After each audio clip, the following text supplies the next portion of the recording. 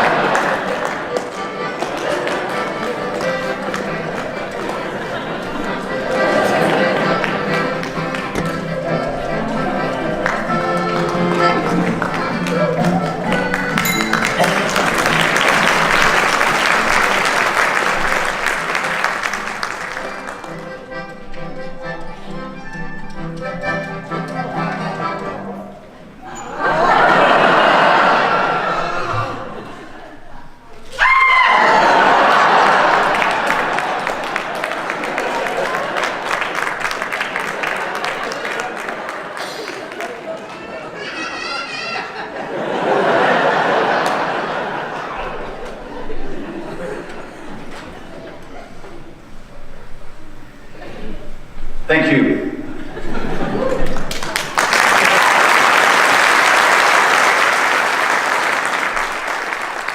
Welcome all of you in Maryland, all of you watching on Facebook Live, all of the Fox family, all of Tammy Calver, Johnny's lifetime partner, and all of you great friends of Johnny Fox. Welcome, welcome, welcome, welcome, welcome. And the band, I made the band disappear. Thank you, both of you. I'm going to introduce the first speaker. The first speaker, oh, by the way, my name is Arsène Dupin. I'm actually from Paris, France. I met Johnny about 40 years ago, and we actually had a show together, We performed together for about 15 years, and we had an act called The Fox and the Mahatma. Johnny will do the real thing, and I will do the fake stuff. And so it's a great pleasure to be here. We're here to celebrate his life, so we're going to enjoy every moment of it. And the first person I'm going to introduce, I actually didn't know his last name. I went backstage and I said, hey, I saw you, I've seen you, I've met you. I used to sleep in your place 40 years ago with Johnny on the floor, and all I know about you is how everybody else calls you Pablo. And I asked him for his last name, and he said, I don't think it's so important. So there it is. This is Pablo, a longtime friend of Johnny Fox. Come on, give it up.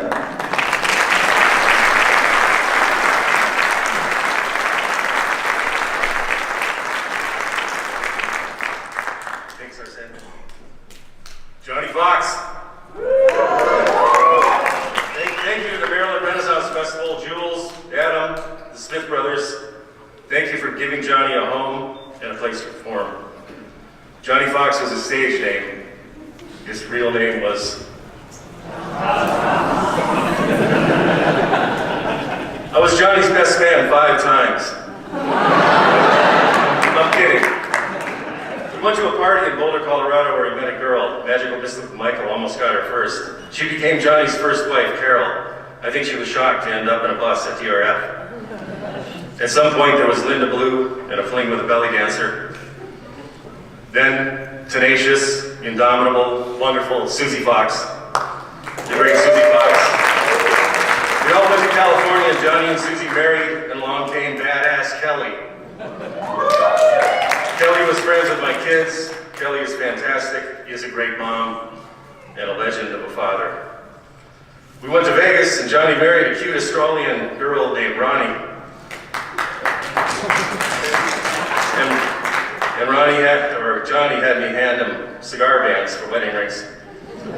But an elephant, he married Vawa at the Maryland Renaissance Festival. I missed that, but he sent a note saying, "You'll always be our best man." Then we all sailed in the Caribbean. We had sailed before in the Caribbean with buddies Frank, Adam, and Byron, and he put things in his nose, and he swallowed coat hangers, and did impromptu shows for the locals. They really thought it was voodoo. And I apologize for this for the children, close your ears, but we named him Fuck I Say, and called him a silly little freak. We drove our 2 buses across the US, talking this on CB radios, confounding the truckers with stories of camels and couscous. With Susie, he taught me to scuba in Cozumel. Johnny took me to my first yoga class in Boulder. In Havana, we smoked cigars with Frank, sailed San Francisco Bay, and he and Andrea came to my son's wedding in Seattle. In Tucson, we saw a yellow t-shirt, Alien Melon Heads, Cruising the Desert. It was a special shirt, and we made a pact to share it, and we did for 30 years. We caught a barracuda in Tobago Keys. We ate the middle, then he took the fish face and put it in his mouth, got naked, put the fish tail in his ass, and it looked like the barracuda was swimming right through it.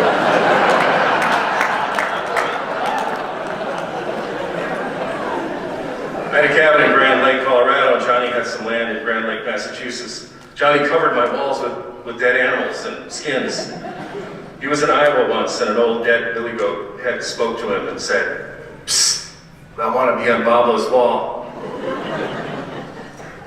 On sailing trips, he'd run around naked, and Frank would say, "Could you please point that in the other direction?" Johnny wanted to improve people's lives. He told me to watch my weight, don't overdrink, clip your nose hairs, and untuck your t-shirt. Johnny improved my life. A 14-year-old girl watched Johnny's show, and when she turned 20, they partnered up. Beautiful Andrea. Andrea loves Johnny very much. One day, my wife, Molly, asked me who was in our front yard in his underwear, scratching his ass and doing poses and talking on his cell phone. I said, "That's Johnny Fox. I'm his best man." Molly instantly came to love Johnny. She's been crying a lot since. Off Bora Bora last week, we made a wreath and sent it out into the South Pacific for Johnny. A year ago, Johnny called and said, as we sailed in Grenada, he said, "They tell me I have liver cancer." The outpouring of love that Johnny has received in the past year is equal to the amount of love Johnny gave. My daughter Lexi said it was meaningful to see that Johnny got recognition he deserved and desired. Thank you to everyone who cared for Johnny and loved Johnny. Thank you most to hero Tammy Calvert, who was by Johnny's side. Love to you, Tammy. And please cover your ears. This goes out to Kelly Fox. It's your bus now. Fuck I say, Johnny Fox. One last couscous, fat foyer. I'll always be your best man.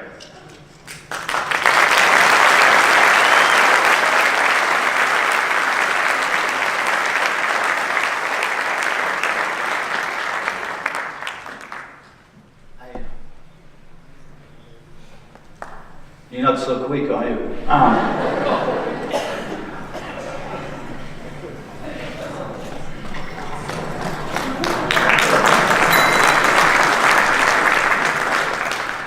Pablo, I understand now you don't want me to tell your last name.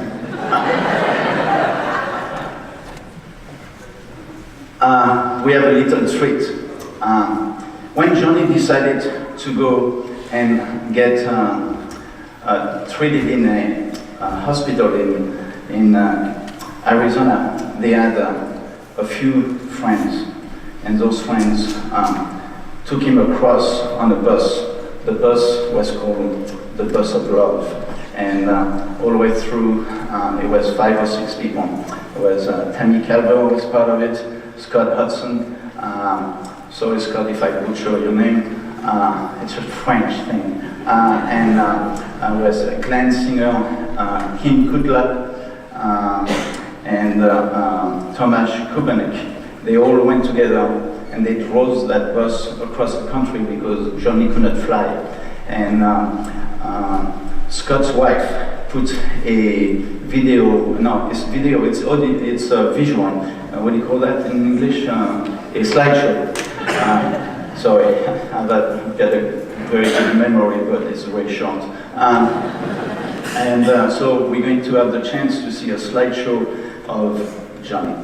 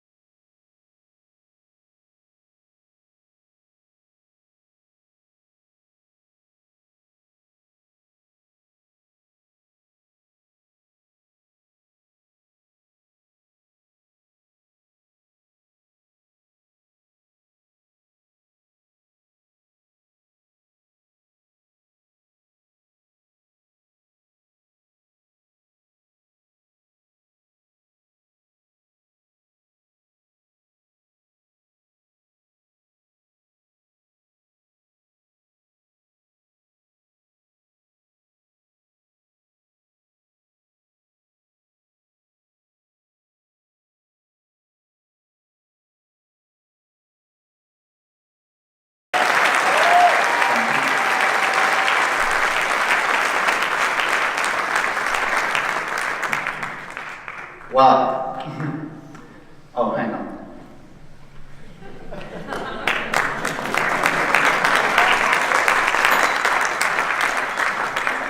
John, wherever you are, there was a fantastic slideshow. She gathered pictures, everybody sent pictures, and she says, I'm doing it. And she took a long time, and she just came with the finished product only an hour ago. John, bravo.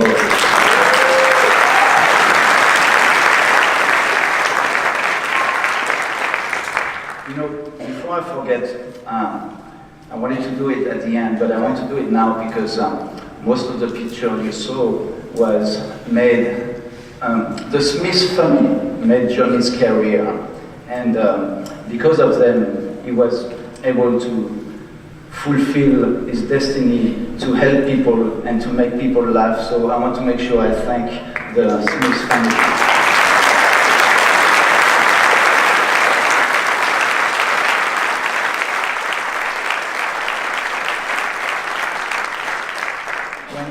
When you enter a career of show business, you have to have the trust of the people you're going to work with. And without that trust, we just can't shine. And we were born to shine and to give to the people. And Johnny, one of Johnny's motto was, I choose love. And it's reflecting. And it's reflecting because you're here, and it's reflecting because we feel it in our heart. So the next speaker was one of the drivers also of the Bus of Love. His name is Tomasz Kubenik.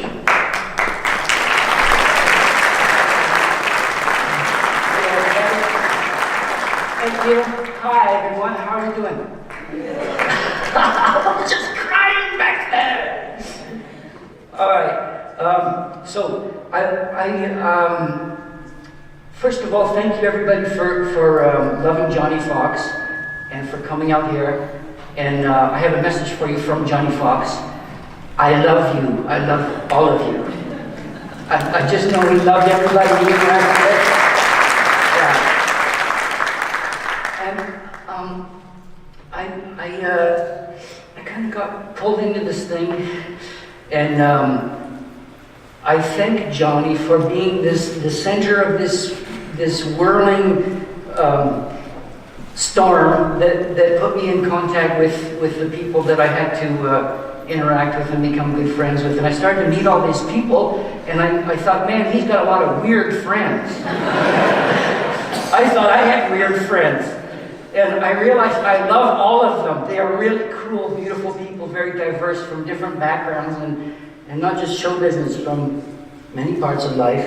And I think I should also mention, you saw pictures of Barbara Calvert. Tammy is her name, and she's the most valuable player on this game, and she was there by Johnny's side from the very beginning and saved his life twice, I think, at least, and put up with all of his moods. And yeah, Tammy taught all of us a lot about love and grace and about just having integrity. So she'll be up here later, but I just want you to all remember her as we keep going forward. If you love Johnny, please love Tammy, and let's take care of her. Because I know he wanted that. He mentioned it many times that he wanted to take care of her. Okay, I'm gonna do a performing thing now for you, and so I'm going to risk my life now as a salute to all the friends of Johnny Fox, and to Scott and Glenn and Joan and Tammy and all the people, Kim Dulka and everybody that I got to meet, and to all of you. So, a toast, dear friends, because I have a secret for you. Johnny Fox entrusted me with a secret, and in fact this whole thing is his greatest magic trick, you see. He faked his death. It's all a sham, and he will be back.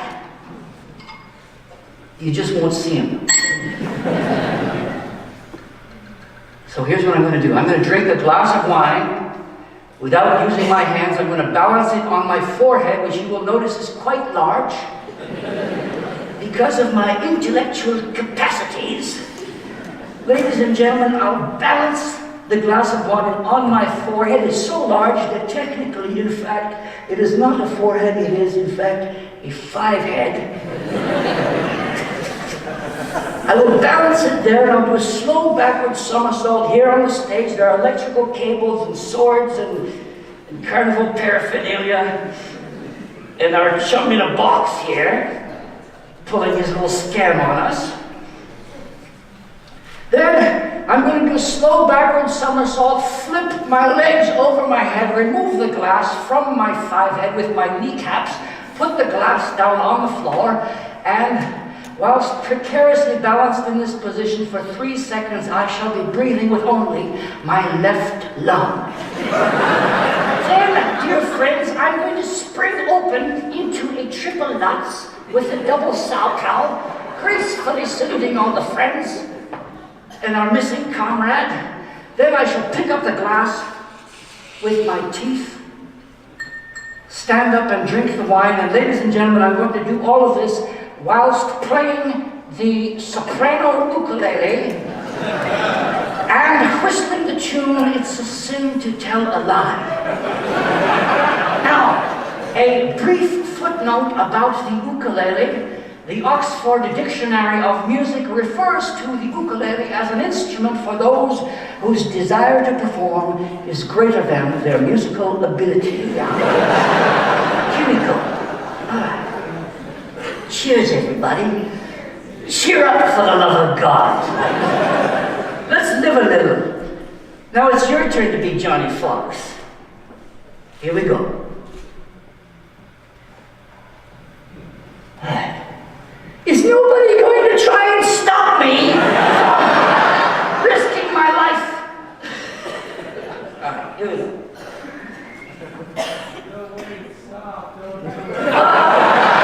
It's too late now. Work on your acting a little bit there. All right, hold on. I forgot to stretch my fingers here. Hold on a second. There you go. I am a trained yogi.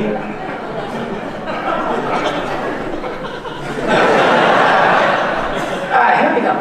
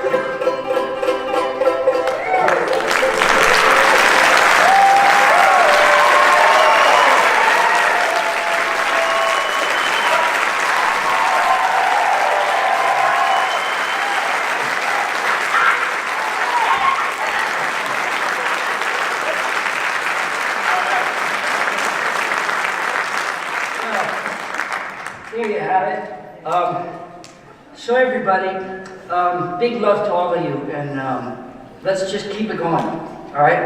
Thank you.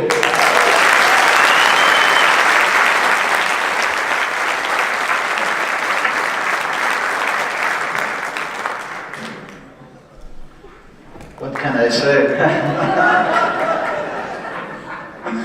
Good luck, whoever is going to come next.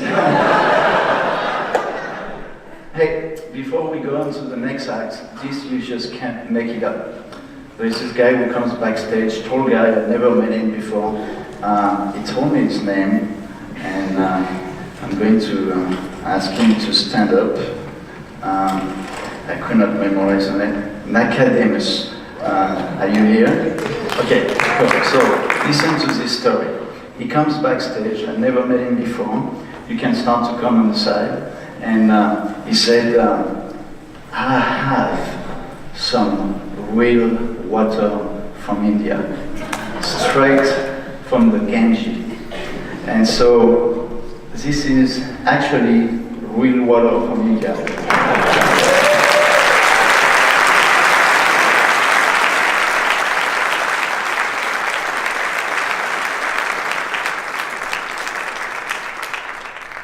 And this is for you, Johnny.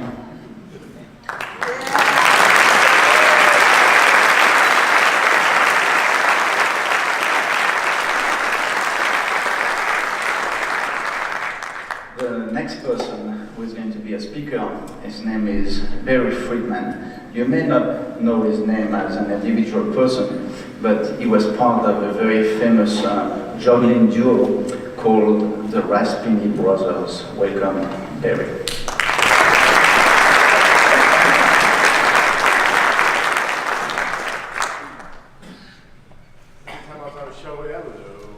Every time I was on a show with Johnny, we would stand backstage together. He'd always say, "Hold my hand," and we would hold hands until someone walked out. It was amazing. Johnny was a great friend of the Raspini Brothers, worked at festivals, a beautiful show in Los Angeles at the Variety Arts Center called the Hats Off Theater. We fought to have him in, and he ended up stealing the show. From there, we all got to be on Showtime doing a Jonathan Winters Showtime special. One of the great memories of my life is sitting in the trailer with my partner, Johnny, and Jonathan Winters splayed out on the bed, just holding court. And Johnny grabbed a coat hanger off the trailer thing, folded it in half, and shoved it down, and Jonathan Winters goes, "Oh, Matt." And that was it. As if it was another guy doing it in his trailer.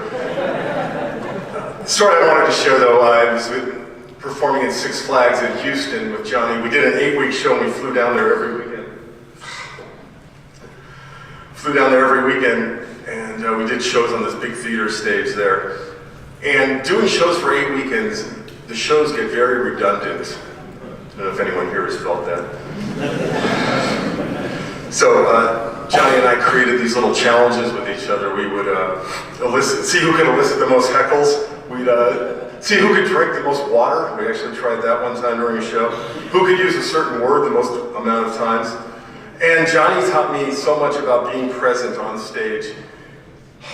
He once pointed out that I hurried off stage at the end of the show, and he gave me quite a lecture on why that was cutting the audience's experience short with me, and I never did it again after that day. But on the last show in Houston, the last of the 8 weekends, we want to do something special, something that would keep us more present than either of us had ever been on stage, and Johnny decided that the presence should be something bearably painful that only we knew about. The audience couldn't know about it. That was the important thing. So we settled on nipple clamps. He attached mine. We were standing backstage, and right before it went on, and he slid that metal ring up so high until both my eyes had tears coming out of them. And my partner didn't know about it, so I went out and we did a 20-minute show with a nipple clamp just squeezing the life out of me. And Johnny was back there at the end to take it off. During the show, I saw him watching from the audience, and he laughed so hard. He had this snorting laughter that was so undefinitively Johnny. It's just I don't know where it came from. So then it was my turn, and I had never, ever put a nipple clamp onto a man before. So Johnny was staring at me, and I was sliding it up, and he looked me right in the eye and he said, "This is pure magic. Don't cheat me." Went for the other half inch, and it was remarkable. So in the Houston summer heat, in front of 1,000 kids and their beer-infested parents, Johnny taught me more and more about life and presence than anyone else, and I miss you, brother. Thank you.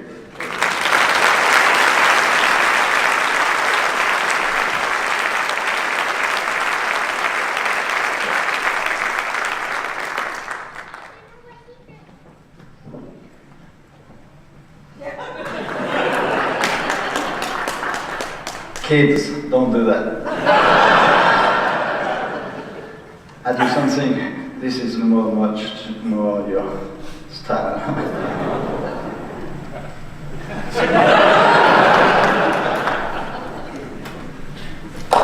The next person, I can't really be funny to introduce him because he's a master of speech. So,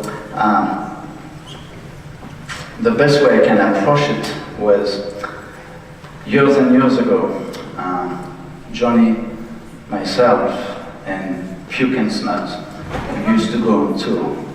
And I will open the show, Johnny will do his act, and Puke and Snot will finish. And I'm sure you all know him, Mark Steve.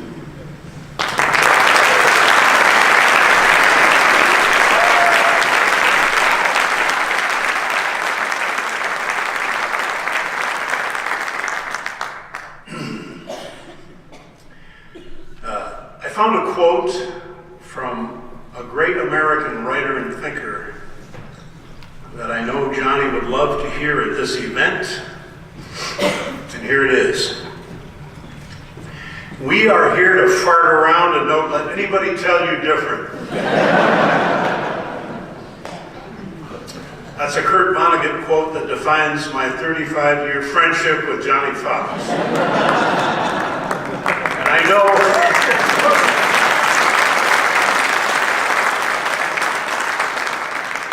he believed it because he ended each show with the best fart joke I have ever seen.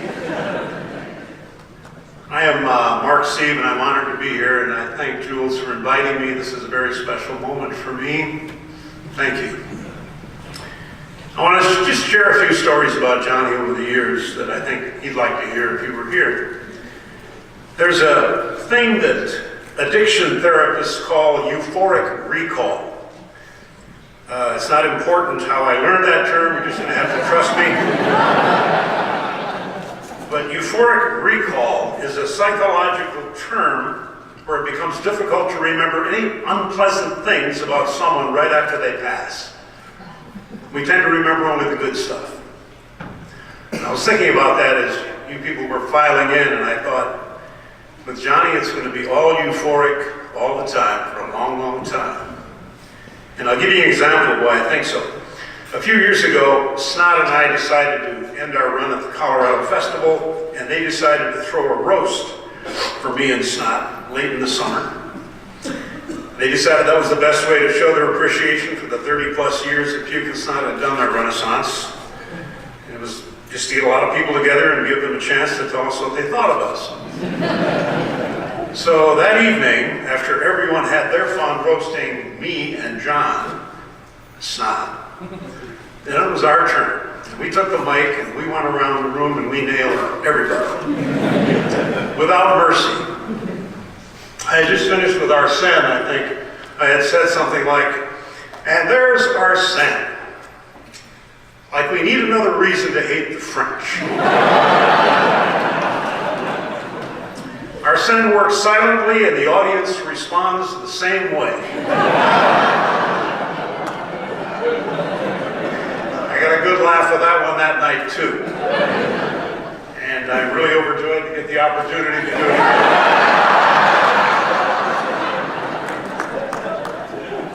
So then I looked away from Arsène and I saw Johnny sitting over at a table to my left.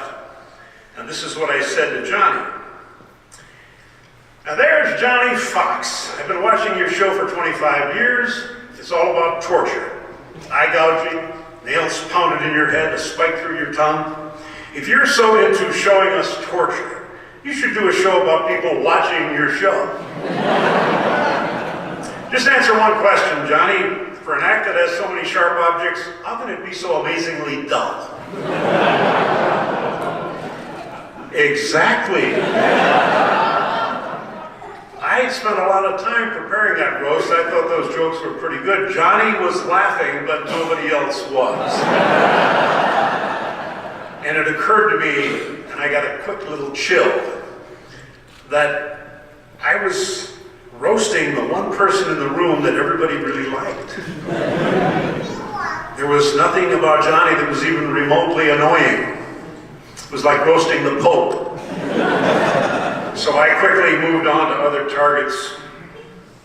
I ran into Johnny the first time at the Ringling Medieval Fair back in the 80s. It was one of his favorite Renaissance shows, because not only was it staged on this beautiful 66-acre plot of land right on the bay that John Ringling had built, but it was only an hour away from Tampa, where a lot of the old retired circus sideshow guys lived. Johnny knew a lot of them. So one afternoon, when we were doing our shows at our various stages, Johnny came over and said, "There's a guy here I want you to meet. Get backstage before my show, I want to introduce you." Joe and I went over there, and Johnny introduced us to a gentleman in his 80s named Melvin Burkhart. And some of you people know who that was. Exactly. I had never met Melvin. I didn't know anything about him. Johnny was really excited that he had come down from Tampa and introduced us as the man that invented the blockhead bit, where he nailed a spike into his head. So Joe and I were talking with Melvin. Johnny was getting ready for his show.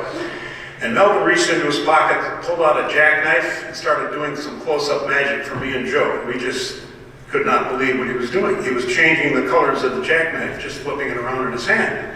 And he let us look at it, handle it, and it was amazing. And then he pulled out some dice and did the same thing, just changed the numbers. It was showtime for Johnny, and Johnny came over to Melvin and said, "Hey Melvin, you want to do 10 minutes? Melvin said, "Sure." So Joe and I walked around the front. Melvin walked out, and as soon as he walked out and started his rap, it was like 50 years had dropped away. And he was just like quick, fresh, just like he was doing the Ringling sideshow. And when he finished, Johnny led the applause and he got a standing ovation. That was partly because the producer hadn't provided enough benches, but still it was a standing ovation. That was Johnny doing the kind of thing that Johnny was famous for, sharing the spotlight. He loved the guys who pioneered the routines that he practiced.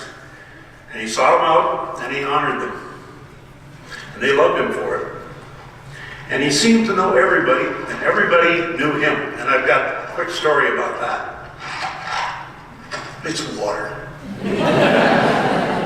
I was back in Sarasota about 10 years ago, and I was walking around St. Armand's Circle on Lido Key. It's a little park-like area that Ringling had built so he could have a place for his circus band to perform for the people in Sarasota. And they did a lot of events there. But that day there was a stage set up on the grass, and there were chairs. And I noticed there was a ceremony, people dressed in circus costumes. And I asked somebody, and they said, "Oh, it's the annual Ring of Fame Awards," where they announced the new inductees to the Ring of Fame. And there were bronze plaques all the way around in the concrete with these people on it. I went, "Whoa, I want to check this out." So the second name they announced was a guy that they called the greatest sword swallower in the world. And that made me stop, because I thought I already knew who that was. But he was an older guy with red hair. I think his name was Red Stewart. They announced his name, he went up, he accepted the award, he spoke a little bit, and he sat down. So I went across the grass, and I got kind of close to where he was sitting, and during a break in the ceremony, I just leaned over and I said, "Mr. Stewart, hi, I'm Mark. Do you know Johnny Fox?" And he stood up and he looked around and he said, "Of course I know Johnny Fox, is he here?" And I said, no, he's just a friend of mine. He said, "Well, just please tell him I said hi." I said, "I will." Johnny knew everybody. Johnny and Arsene and I all worked together at Disney World one summer doing 3 outdoor shows a night at the Mouse. We shared a condo because I knew how much fun it was going to be to listen to Johnny and Arsene argue all night about who did the cigarette bit first and who was going to get to do it the next day. After the show, Johnny and I and Arsene would jump into a car and we'd go into Orlando to a place where we could shoot pool. Johnny would walk over to the wall, take a cue off the wall, unscrew it, take the top half, swallow it. He'd say, yeah, that's about right. And then he'd put it back together. And while he was doing that, our son was over at the pool table juggling 4 balls. And people in the bar were just putting their beers down and going, and then we'd go to a restaurant and Johnny would call the waitress over and start explaining how it's very dangerous to put a fork up by your eye. And the waitress would scream, and Joe and I were just bystanders to all this. We couldn't compete at that level. Most of the time with Johnny over the years, my time was spent at Renaissance festivals. And one time at the Colorado Festival, there was a knock on my door, my trailer, in the middle of the day. And it was Johnny. And he was got a little sweaty and real excited. And I went, hey, what's going on? He said, I think I'm in trouble. I went, what? He said, well, you know that new magician they hired who's been doing my stuff? And I said, yeah, because we knew that. There was a guy on the site that was just borrowing stuff from other people's shows. And Johnny said, you know, I'm pretty sure he's been doing some of your lines too. And I went, really? Johnny said, yeah, so I just went over to his stage and I told him to knock that crap off and quit doing other people's shows. And the guy says to me, he says, I can do anything I want. You don't own those tricks. You don't own those jokes. And Johnny said, he was right in my face, and I was holding my bag of coins, my tips from the last show, and I just reacted, and I cold cocked him. And he went down like a tree. I could be in trouble. And the only thing I could think of to say was, are you sure he was doing our lines too? Johnny said, yeah, he was doing your albino joke. I said, can I borrow your bag of coins?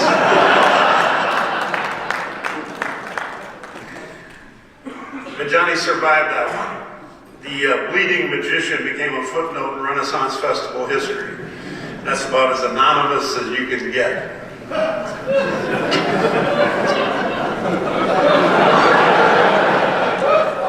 guess that was a joke. There's one more thing I'll never forget about Johnny, and then I'm going to wrap this up because I've been out here way too long. I originally had 45 minutes with an intermission, but I'm only going to do Johnny and Arsene put together a show in Colorado called Fox and the Mahatma.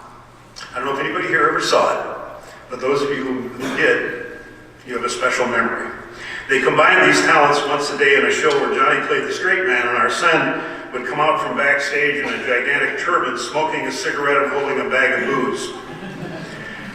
They'd start the routine. Johnny would ask Arsene to help him do a trick. They'd totally screw it up. Arsene would set something on fire. Things would drop on the stage. Johnny played a straight man, absolutely brilliantly. I'd never seen him do anything like that.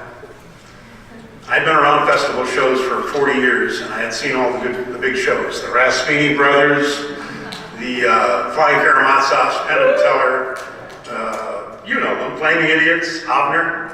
And this show, Fox and the Mahatma, made me laugh harder than any of those shows ever did. These guys were so funny, I coughed up blood.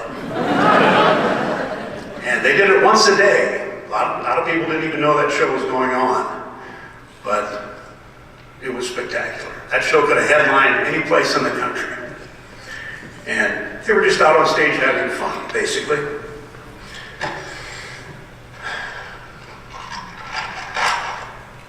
Johnny's leaving has affected all of us in ways we have yet to know. I won't be getting any late night phone calls with newly discovered dietary advice. As I got older, Johnny was concerned with what he could do to make sure I had a long, productive life. I'm from Minnesota, so he knew I was addicted to tater tot hot dish. and he thought it was going to kill me eventually. I won't be getting that knock on my trailer door after a festival day that precede an hour of really cool stories about people and places I didn't know and I'd probably never experience. No more of those backstage discussions about what makes something funny. I used to tell him to drop the septic bit. I told him I didn't think it connected to anything else in the show. It wasn't funny, but he liked it. The line was, there will always be skeptics. There will always be skeptics. I think he finally did stop using it. And then he'd also tell me if he thought something that Snot and I were doing wasn't working, and I would just look at him and say, there will always be skeptics. And I loved his Shih Tzu joke. After he'd swallow a balloon, he'd ask the kids what their favorite animal was. He'd say, I can do a Shih Tzu. It always made me laugh because that's because Shih Tzu is a funny word. It's like schnauzer. I can do 3 schnauzer jokes right now and every one of them is funny. Not one of them is appropriate in this setting. Johnny finally stopped doing the Shih Tzu joke, I think because of the kids. He didn't want to do any material the parents would have to explain to the kids in the car on the way home. I, on the other hand, I have literally designed my show around that concept. And that's the difference between a performer who actually thinks about the impact his show has on an audience and me.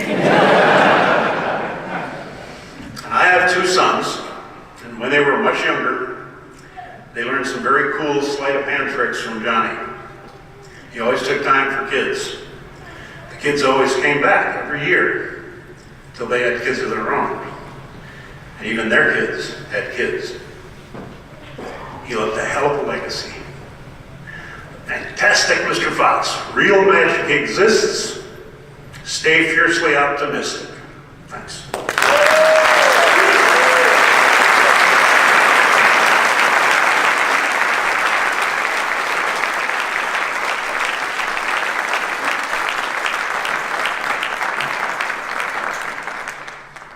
I'd just like to mention that Mark is my agent. Okay, magic water from India.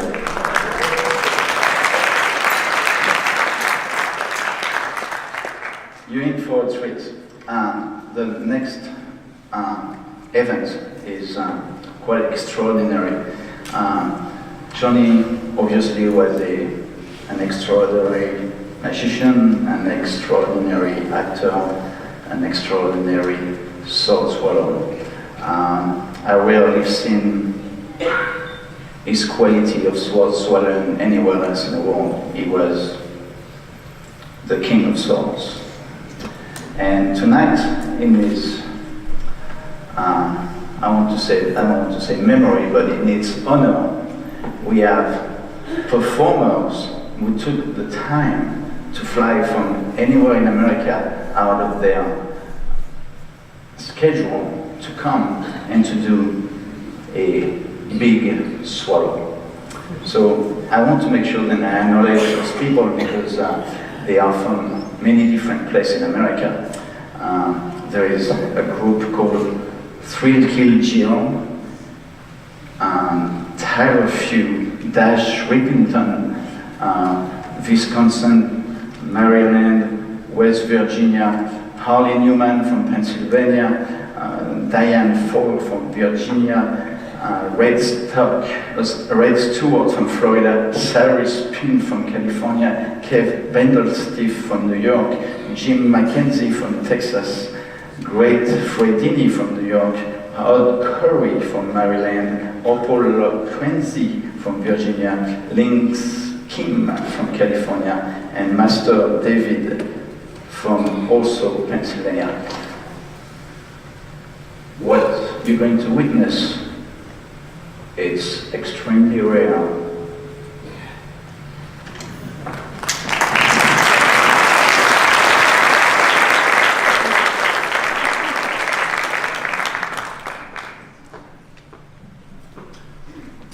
Sword swallowing is an ancient art. It goes back over 4,000 years to India. And all that time, Johnny Fox may be among the best sword swallowers the world has ever seen. So what does Johnny Fox do with sword swallowing? With all the endless possibilities before him, does he tell you that it's incredibly difficult to learn and dangerous to perform? No, that had no place in Johnny's show. What Johnny did is pop a balloon with his sword and spend the next 60 to 120 seconds making funny noises to make the audience laugh. Because he's a genius. Johnny used to close his shows by saying, "It's an honor and a privilege to have a job making people laugh and smile."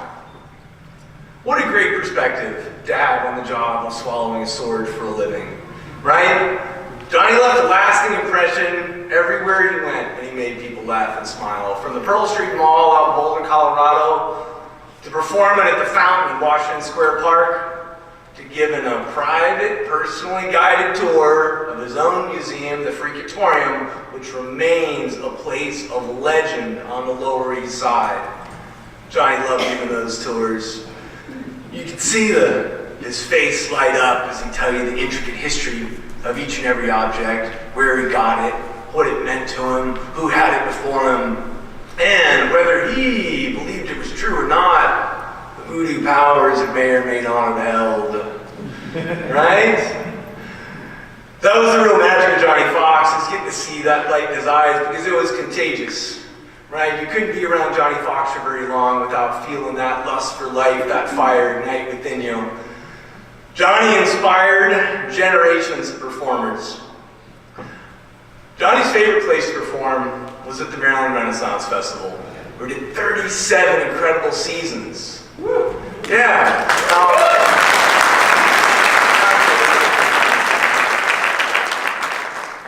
I knew Johnny for a long time. We were friends for a long time, and we rarely ever talked about shows or sword swallowing at all. So after we moved down here, and Johnny called me one day and said, "Hey, you ought to come see this Maryland Renaissance Festival," I knew he was right. So I packed up the family, we went and saw it, and when we saw Johnny on stage in what is now the Fox Theater, it all made sense. He's a man in his element on that stage. Families would go see him year after year. They'd grow up, they'd have kids, and they'd bring their kids to go see Johnny Fox on that stage. And it was awesome. And he'd stand there at his nut stand, and he'd shake everybody's hand and take pictures with everybody.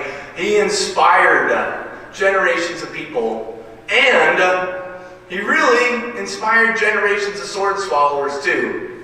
So, ladies and gentlemen, right now, we actually have with us the 3 youngest members of the Johnny Fox fan club. So if you please join me in welcoming up to the stage, I think they're back here. It's Hank Lightning, Duke Dynamite, and Ash Chopper.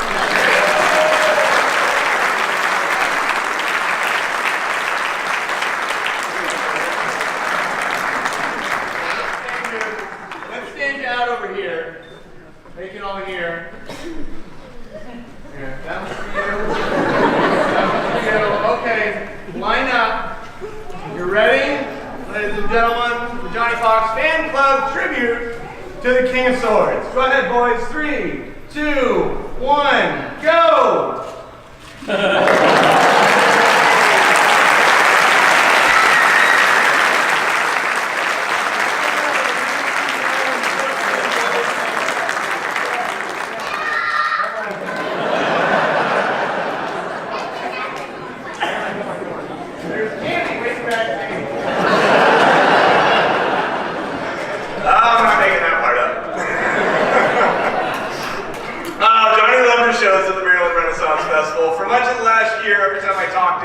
He talked about his goal, well, and goal isn't even the right word, because he was certain it was going to happen, and it did.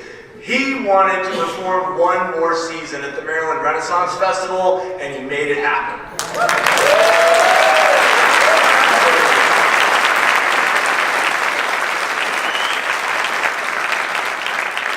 Johnny Fox is a man who knew how to make dreams come true, and today we want to honor the King of Swords with a special tribute, a 21 sword salute. So, I'd like to bring out all the sword swallowers that have flown in, as Arsen told you, from all over the country to be here for this momentous occasion.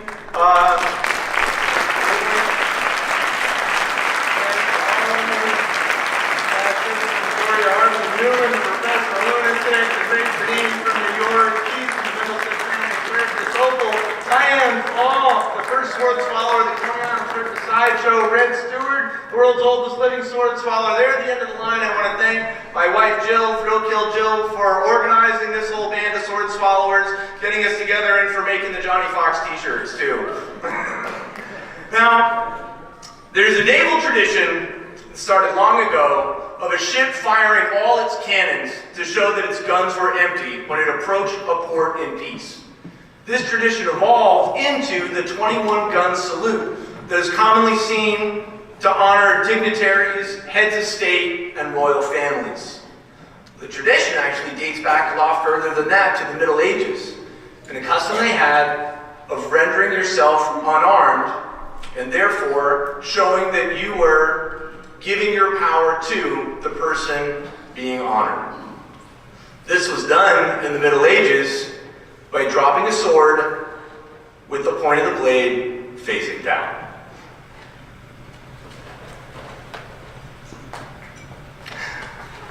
Don't humor me. So today, we've assembled this group of sword swallowers to honor the King of Swords by dropping our blades, points down, and a 21 sword salute to Johnny Fox. Swords ready? And down. Hats off, blades down.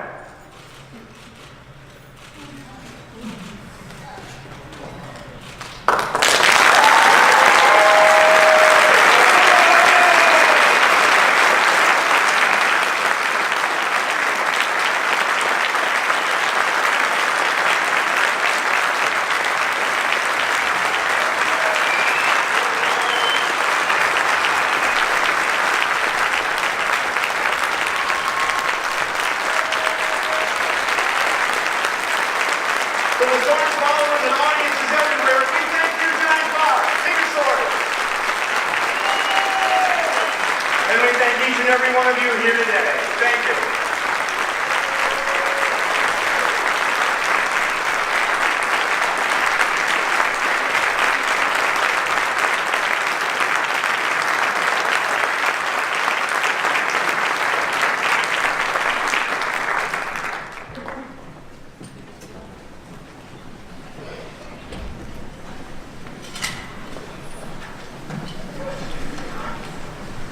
Once in a lifetime.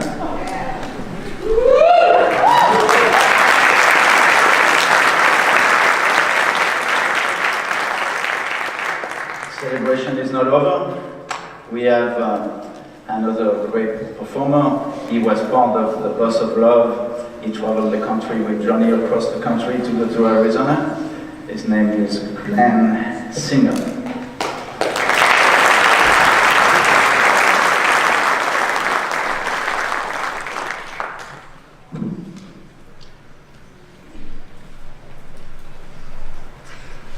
I think I was chauffeur number 3. The RV left Connecticut, and I think Louis from, I can't remember what group he was with. London Broil. I wanted to say Tenderloin. He was with London. He was meant to come, but he couldn't return with Scotty to help drive on the way back. So he got fired and I got the job. And I was told that we would be meeting in Lexington, Virginia at 5 o'clock in the afternoon. And Tasso who's here, Tasso agreed to drive me out there, and then throughout the day, the meeting time kept getting later and later and later, and I kept calling Tasso. I knew he had a job in Knoxville the next day, and I kept giving him chances to cancel, and he kept saying, no, whenever they're going to be there, I'll drive them out. I want to see Johnny. And he finally took me there at, I think it was 3:30 in the morning. And we hung out for a while they visited. And then we took off, and there was an appointment that was pretty tightly scheduled. So we stopped only for gas. And our goal was to drive 52 hours to get him to this meeting where he could start this course of alternative therapy. And we kept that bus rolling. The second night, everybody was asleep, and I was driving across early planted cornfields somewhere west of Kansas, and precious cargo, some of my funniest friends asleep in the bus, and right behind me on oxygen, Johnny Fox, and I've got this big steering wheel in my hand, and I'm thinking, I'm gonna drive till dawn. I'm gonna give everybody a good rest, and we're gonna get this thing down the road. And Farmer Kim, gets up to go to the bathroom, and she climbs down. She's in the above berth, and she climbs down, and she starts padding in her bare feet to the bathroom, and she says, "Why is the floor wet?" And I say, "Why is the floor wet?" And please find out why the floor is wet. And turns out that we had only been stopping for gas, and we'd been using the bathroom, and it had somehow overflowed. And I assure you, Your Honor, at no time did I ever see anything solid at any time. It was pretty horrific that our patient on oxygen that we were taking such good care of now had this effluent sloshing around, and I pulled over at the next Flying Eagle, and we cranked all the paper towels we could out of the next to the gas tanks, and we got it all cleaned up, and finally Johnny asked us to please stop spraying the Lysol, and we got on our way. But the problem with getting to this appointment was, after Johnny passed about the third mesa, he started thinking, you know, we needed to go do some sightseeing and we could just reschedule. So we wound up in the Zuni lands looking for jewelry. And after we figured out that the oxygen machine that we had stolen from Connecticut didn't really work very well unless we were doing 55 miles an hour. So we wound up we talked Johnny into getting back on the road. Now, I have to say something. I have to jump ahead to these last 8 weeks. I was recently praising Scotty and Joan for completely suspending their lives, opening up their living room. These people have 12 dogs. They have a dog act. They opened up their living room, and they took over taking care of Johnny's bills and setting up the switch from Connecticut care to Maryland, getting him alternative care, because Johnny was not really real crazy about doctors.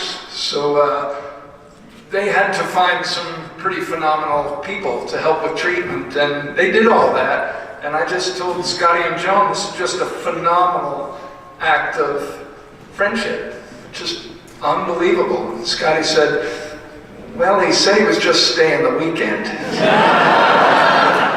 Stay for the rest of his life. And Tammy, I know that Tomas has said something about Tammy, but I have not witnessed such selfless, endless care around the clock. Please let us have an outpouring of love for the wonderful, beautiful Tammy Coleman. Thank you, Tammy.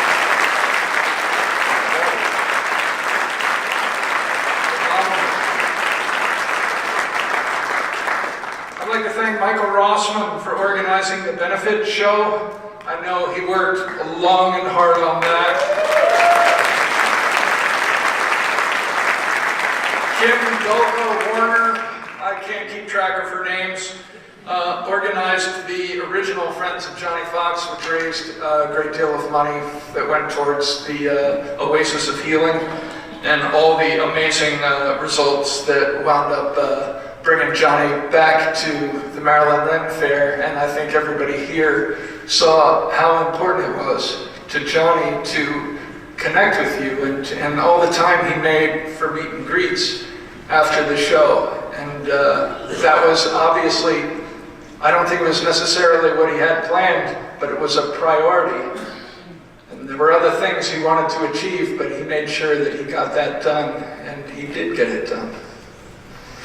Now, I got a call from Johnny. I would be in and out, and I got a call from Johnny saying, "Hey, you want to go to the Dylan concert on Tuesday?" And I said, "Where?" He said, "DC." I said, "Sure." So I arranged my schedule, and I showed up at Scotty and John's, and they said, "What are you doing here?" And I said, "Well, we're going to the Dylan concert." He said, "We told him that was not possible." So we figured it out. We arranged a wheelchair, and I wound up getting him. He had comps. He called his friend who was a bass player. We got another comp because I didn't want to just negotiate downtown DC with just Johnny. So Scotty came along, and we actually got Johnny in a sheepskin out on a wheelchair on a cold night. He had not really been out in that kind of cold, and it really was not a very good idea, but the people at the Anthem let us in. Johnny had been nice enough to put the names of the comps in his friend's name who were meeting us from New York, so the people at the Anthem, in spite of the tight security they had, they let us come in and wait in the lobby because it was freezing out there, and this guy was in a wheelchair. And the guy who we met was also in a wheelchair, Rick and Kristen, and was a beautiful night with Mavis Staples, and Johnny set these goals for himself, and they kept them going. That and eBay made it so that he could make it through the day in bed, in spite of the fact that he was this incredibly vibrant, vital guy who, every time I helped him out of bed, I was always surprised how strong he was, and he could lift his legs by his own, because he was pretty ill, but always, when he got on his feet, he was always steadier and stronger, and like 3 days before he died, he was feeling so good after some excellent hydrotherapy at Dr. Gantz at the NIHA that he got down on the floor and did some yoga, which blew our minds. So I want to thank Hospice. Their help is just incredibly beautiful and loving and very, very, very informed and helpful. Dr. Z, I don't know if you're here. Thank you for all your help. Dr. Khan, your dad, was really wonderful. The whole team at NIHA. Ramunda and her hydrotherapy. I couldn't believe I was invited to be involved in that. That was an eye-opener, I can tell you. Also, I want to say it was such perfect timing that Kelly called just a couple of hours before his dad passed away. He was no longer verbal, but when he heard Kelly talking to him on the speakerphone, a tear ran down his cheek, and I know that he heard him, and that was a really important connection. That was good timing, Kelly. Nice one. So a couple hours later, after he had some labored breathing, his breathing suddenly calmed, and I remarked to him how beautiful he looked. And then I realized that it was happening.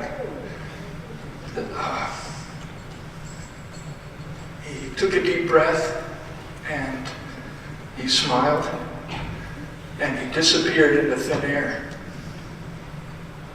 Good trick. We gave him a standing ovation. Just after I got back from Thanksgiving with my family, Johnny asked me to tell him about what happened there, and I mentioned my friend Lee Zimmerman was there, and he was familiar with Lee's marionette work, and he asked about it. He asked if maybe Lee would be willing to make a puppet for him, and I called Lee, and he was, and Johnny immediately set it up, paid for it on the spot on his Facebook account. Johnny always had his phone at the ready. And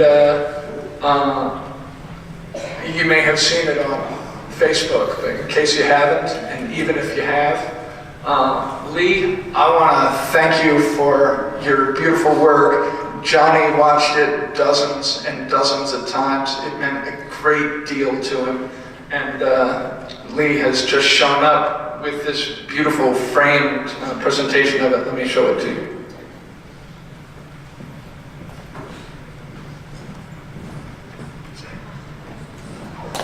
The King of Swords.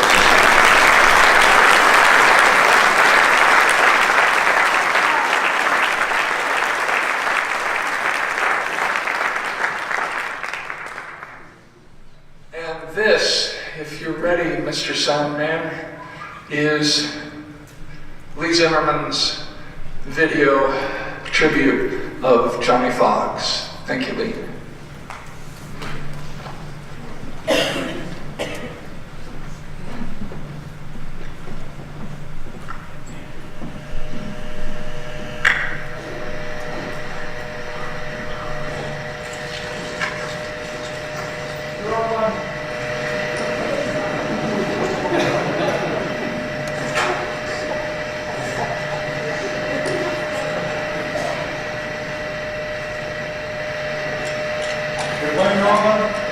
They're playing the wrong one? What's the name of the right one? Can you play Johnny Fox, Coney Island?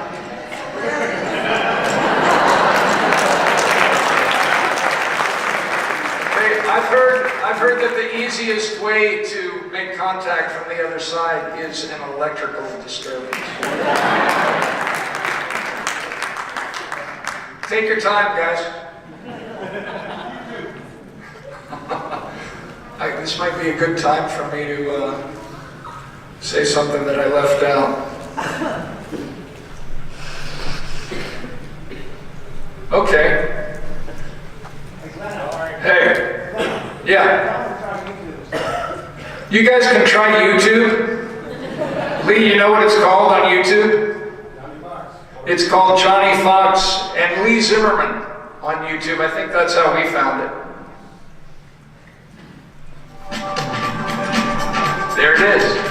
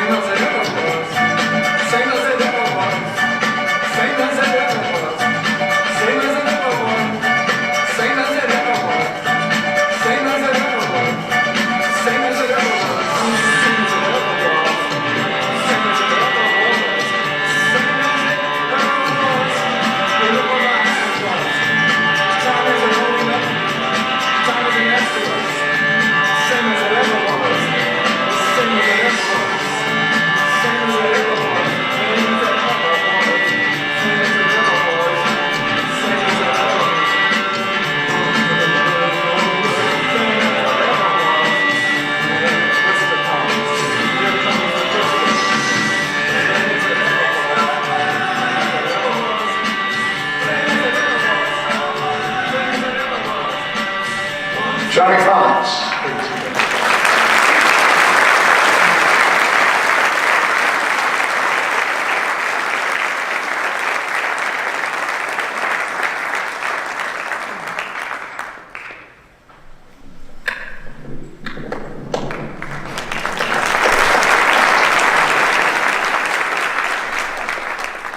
let's bring back the band. Three great individual, longtime friends of Johnny Fox, Jim Hancock,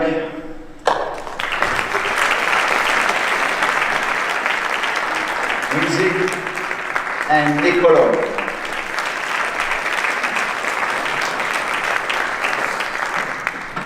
Oh, I forgot.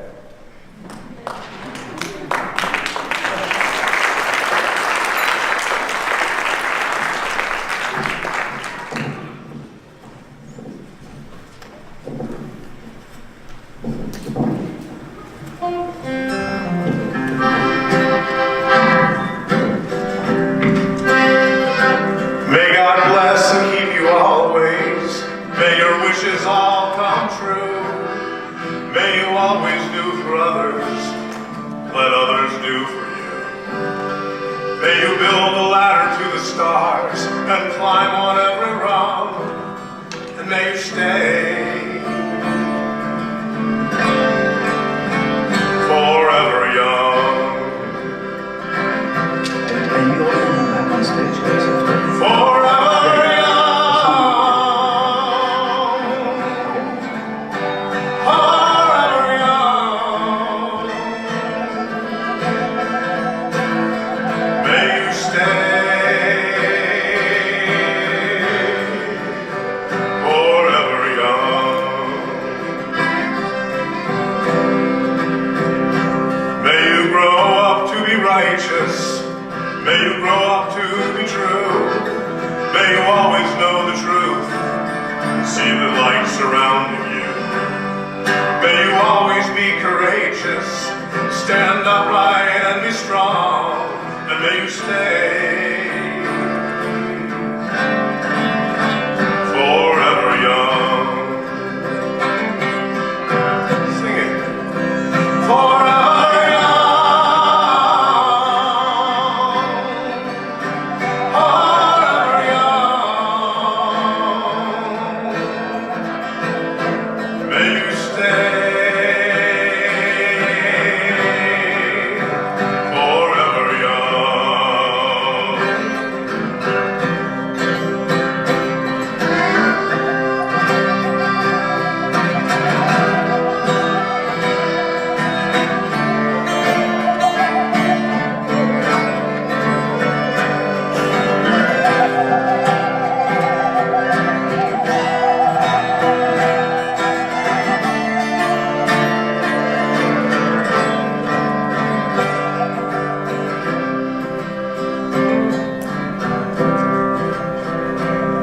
May your hands always be busy.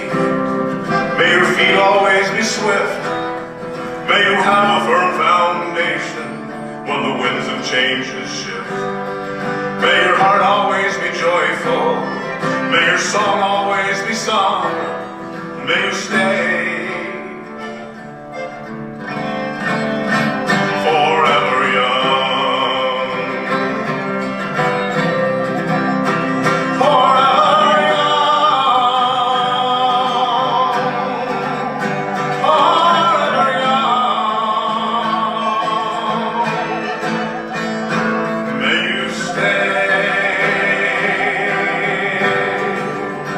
forever young. Forever young. Forever young.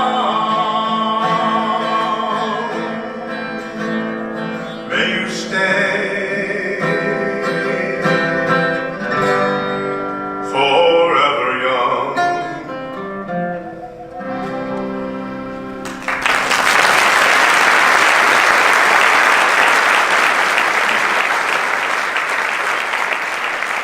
Now, Jules asked us to sing a song that many of you might remember from the Renaissance Festival.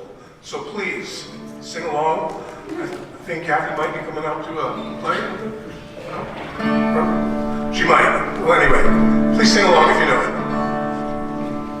Oh, the summertime is coming, and the trees are sweetly blooming, and the wild mountain thyme grows around all bloom heather.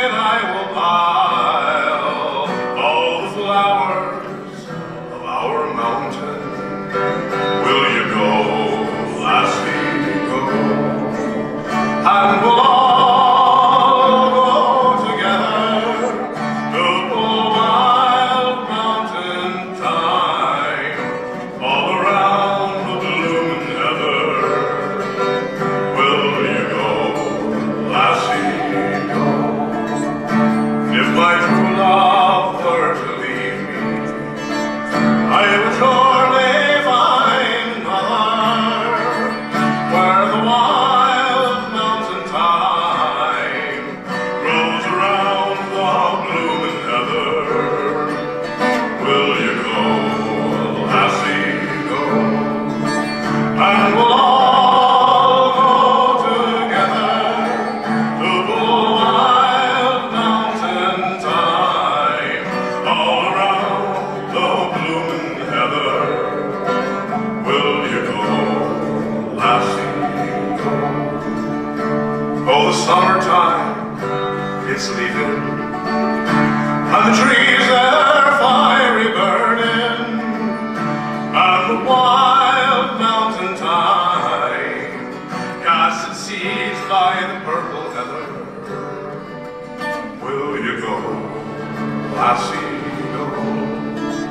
And we'll all go together to the wild mountain thyme, all around the blooming heather.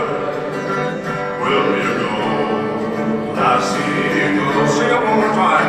And we'll all go together to the wild mountain thyme, all around the blooming heather. Will you go, lassie?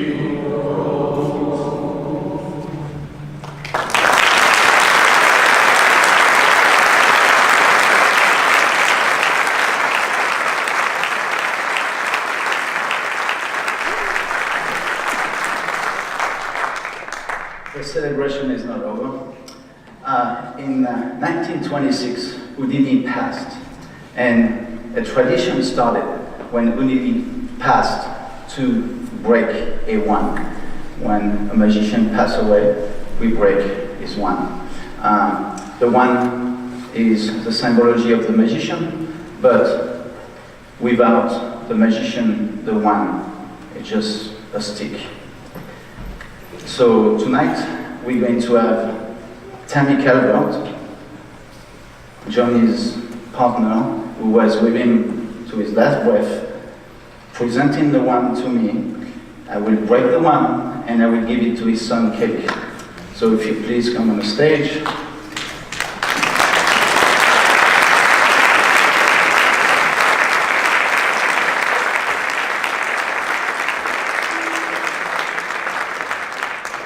If you don't have the opportunity to know what Tammy has been doing magic show for over 70 years. I mean, she's been in magic forever. She has a lot of knowledge of magic. She was a great friend of Johnny and a great knowledge of magicians. So now, as a symbol of the person we just lost, I'm going to break the wand.